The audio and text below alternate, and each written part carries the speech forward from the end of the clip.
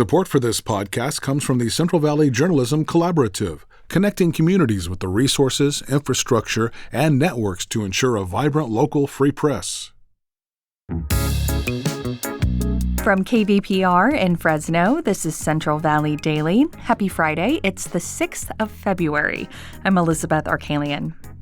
Several lawsuits are alleging abuse and retaliation at the hands of prison guards at women's prisons in California, and that includes a prison in Madera County.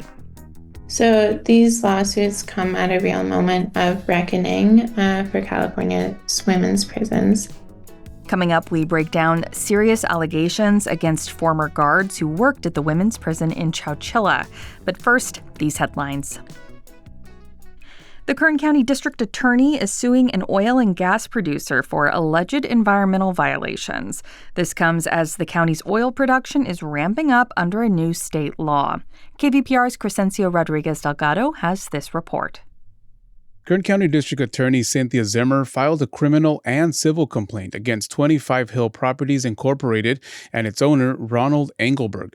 Zimmer says the company holds multiple oil and gas leases near the city of Taft, but Zimmer is accusing the company of hundreds of violations that were identified by the state agency overseeing oil and gas operations, including allegations of illegal storage and dumping of toxic waste, as well as illegally spilling oil into state waterways. Engelberg's company was previously sued for failing to report spills and illegally disposing of hazardous waste. That case was settled in 2022, but state regulators alleged the company continued to commit violations. Engelberg was arraigned on the new charges on Monday. This case comes as Kern County sees a wave of new oil permits under a state law aiming to boost in-state oil production and lower gas prices. For KVPR News, I'm Crescencio Rodriguez Delgado. Labor leaders from California and around the country are calling on Governor Gavin Newsom to enact stronger laws when it comes to regulating how AI can be used in the workplace. Organized labor advocates have criticized Newsom for being too deferential to tech companies that oppose AI regulation. They say they want him to pass more workforce protections, especially if he intends to run for president. Liz Shuler is the national president of the American Federation of Labor and Congress of Industrial Organizations, or AFL-CIO. And so the question for Governor Newsom and every governor across this country, every elected official is this: will you stand with workers in this AI future? Or will you let big tech and the billionaires upend our jobs, our livelihoods, our rights, and our dignity with nothing in their way? Newsom's office did not immediately respond to a request for comment. An illegal biolab discovered in Nevada this week is connected to one found 3 years ago in Reedley. And as KVPR's Israel Cardona Hernandez reports, a county ordinance to prevent these labs is more relevant than ever, but few cities have signed on. In 2023, a biolab containing COVID-19 samples, genetically modified mice, and illegal chemicals was uncovered in Reedley. Shortly after, county leaders enacted an ordinance. It requires private labs to be inspected annually and provides public health officials with quick access to them. Otherwise, private laboratories are not regulated at the state or federal level. However, county leaders say only 5 of Fresno County's 15 cities have signed onto the ordinance. County officials are calling for the remaining cities to accept the ordinance.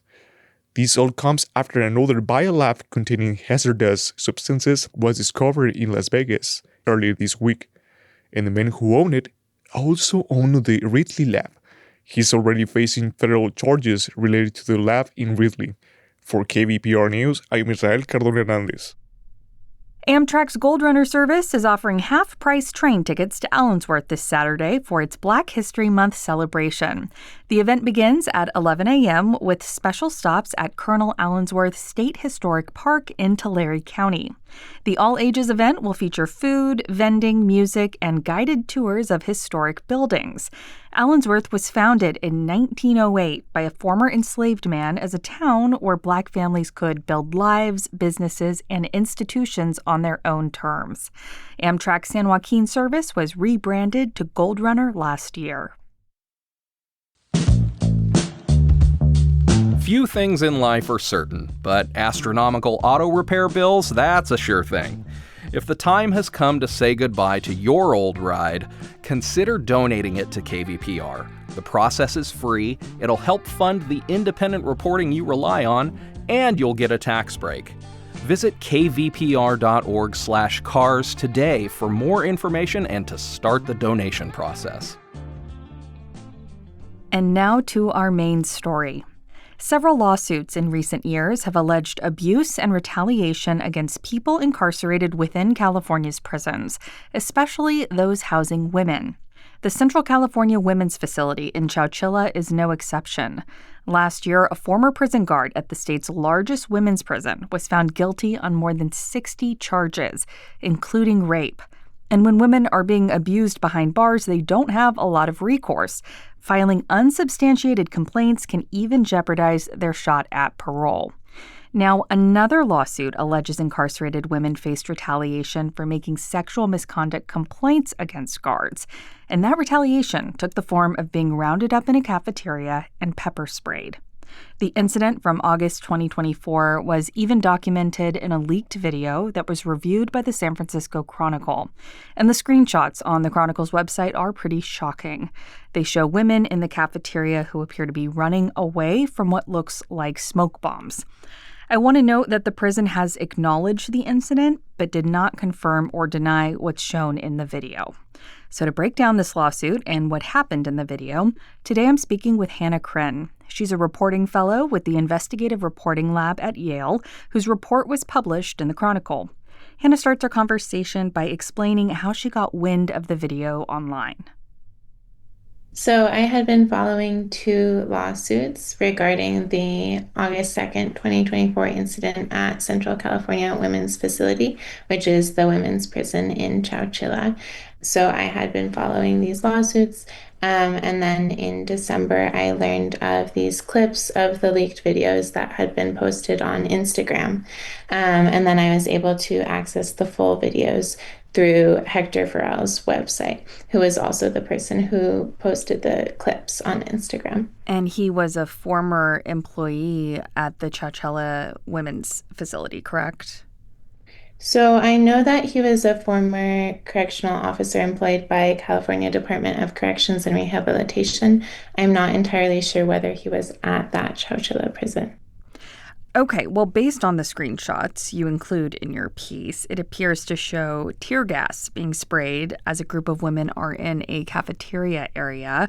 I understand you were able to review these videos, which were behind a paywall. How does this incident play out for folks who maybe aren't able to see it in totality? So I can provide a visual description of some of the key events that happen in the videos. So one of the leaked videos begins with this animated conversation between a few incarcerated women and a guard. And then the guard and the main woman involved in the conversation are actually backing away from each other when another guard comes from behind a line of officers and seems to suddenly start spraying pepper spray at the incarcerated women using some sort of launcher. And women are covering their eyes and rushing away from the spray. Some take cover under metal tables, as this was occurring in the prison's cafeteria. And also, we're able to see three women who are using their neon vests that they wear to signal physical disabilities, using these vests to cover their faces to shield them from the spray and the smoke. So what are the allegations against the prison staff in this situation? Because I understand there is a lawsuit here. So there are actually two lawsuits. One is on behalf of 13 named plaintiffs, and then the second is seeking class action status on behalf of all of the women who were in the cafeteria that day. And the main claim is that the officers used excessive force here. But both lawsuits also claim that the women had been rounded up and put into the cafeteria as a means of retaliation for them filing sexual misconduct complaints against the guards. So both lawsuits also claim that the women had been rounded up in the cafeteria so that the officers could conduct a property search, which the plaintiffs allege was part of retaliation for the women filing sexual misconduct complaints against the guards.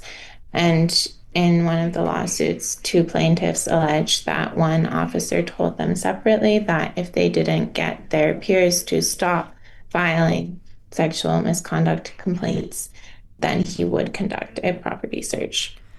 Okay, I feel like it's helpful to step back a little bit and think about this, because if you're incarcerated, you don't have a lot of private space. So to then take that away when you're already in a prison situation is a form of control and kind of lording power over people, it sounds like. So putting them in the cafeteria, separating them from any minimal amount of privacy they have, and then going through their space was essentially seen as retaliatory for filing those sexual assault claims against the employees at the facility. Yes, and it was characterized in the leaked audio interviews as a rather unusual property search. The type of property search that it was trying to reduce the women's property down to a certain volume. And they had been given, according to the audio interviews, they had been given less than 24 hours notice about this. And the warden said that she would have given them months in advance, notice, before conducting such a property search in the interview that's attributed to the prison's warden. I think the natural next question is, how has the California Department of Corrections responded to your reporting both the spraying incident and the fact that this footage was leaked to the public? So the comment that they gave me was saying that staff members had been terminated as a result of policy violations during this incident. And so the Department of Corrections did acknowledge the incident, acknowledge that there had been policy violations and that there had been consequences for those violations. They chose not to comment when asked. They chose not to comment on the leaks themselves. Okay. I want to zoom out a little bit because the video of this incident and your subsequent reporting comes at a time of other major lawsuits playing out at women's prisons in the state. So what can you tell me about just the larger landscape here of prisons in California and sort of the treatment of folks who are incarcerated? So these lawsuits come at a real moment of reckoning for California's women's prisons, particularly in terms of sexual abuse and retaliation when trying to speak out about this sexual abuse. So recent cases include the sentencing of Gregory Rodriguez, who was a former officer at Central California Women's Facility, and he was sentenced for the sexual abuse of 9 women this past August. And also last February, women alleged that the gynecologist at the California Institution for Women, which is another women's prison located in Chino, that this gynecologist sexually abused them. And then perhaps the most well-known case in recent years was the closure of FCI Dublin and a settlement with over 100 women there who alleged that they were sexually assaulted there. And this was the largest settlement in the history of the Bureau of Prisons. Hannah Kryn, reporting fellow with the Investigative Reporting Lab at Yale. Thank you so much for taking the time.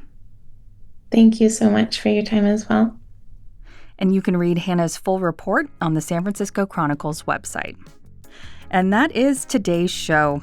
Today's episode was produced by Jonathan Linden and KVPR with support from the Central Valley Journalism Collaborative. I'm Elizabeth Arkalian. Find the latest local news anytime at kvpr.org.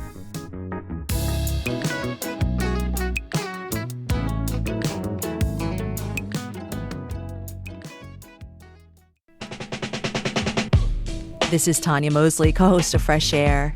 You'll see your favorite actors, directors, and comedians on late-night TV shows or YouTube. But what you get with Fresh Air is a deep dive. Spend some quality time with people like Billie Eilish, Questlove, Ariana Grande, Stephen Colbert, and so many more. We ask questions you won't hear asked anywhere else. Listen to the Fresh Air podcast from NPR and WHYY.